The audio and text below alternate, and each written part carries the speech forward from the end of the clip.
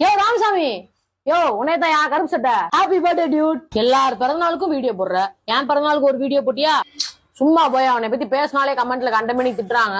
திட்டுறாங்களா? திட்டுறவன் பூரா அவன் பிள்ளைய படிக்க அனுப்புறானா, வேலைக்கு அனுப்புறானா? படிச்சுட்டு இருக்க பொம்பளை பிள்ளை பிடிச்சி கல்யாணம் பண்ணி வைக்கிறது தப்புன்னு சொல்றாங்களா? அட ஆமாயா, பெத்த பிள்ளைக்கும் கூட பிறந்த அக்கா தங்கச்சிக்கும் சொத்துல பங்கு கொடுக்குறாங்களா? ஆமாயா ஆமா. பக்கத்து தெருவுல இருக்கிற சின்ன கோவில்ல இருந்து பழனிமலை முருகன் கோயில் வரைக்கும் யாரு வேணாலும் கோயிலுக்கு நுழையலாங்கிறத ஃபாலோ பண்றாங்களா? ஆமா. மத்த ஸ்டேட்ல இருக்கிற பிரபலங்கள்லாம் ஜெகன்மோகன் ரெட்டி, என்.டி. ராமாராவ், சந்திரபாபு நாயுடு இந்த பக்கம், உன்னி மேனன், லட்சுமி மேனன், மாளவிகா நாயர் அந்த பக்கம், குபேஷ் யாதவ், கணேஷ் பாண்டே இப்படி எல்லாம் பேர் வச்சுட்டு சுத்தும் போது நம்ம ஸ்டேட்ல இருக்கிற யாராவது ஜாதி பேரை பின்னாடி வச்சுட்டு சுத்துறாங்களா? சேச்சா, அது எப்படி முடியும்? கண்டவன் காலில் விழுந்து நம்ம சுயமரியாதை இழக்க கூடாதுன்றத உணர்றாங்களா? ஆமா, இப்ப கூட ஒரு அமைச்சர் முன்னாடி தமிழ்நாட்டை சேர்ந்த ஒரு ஹோட்டல் ஓனர் பம்மிக்கிட்டு பேசினாரேன்னு பூரா பேரும் கொந்தளிச்சிட்டாங்க.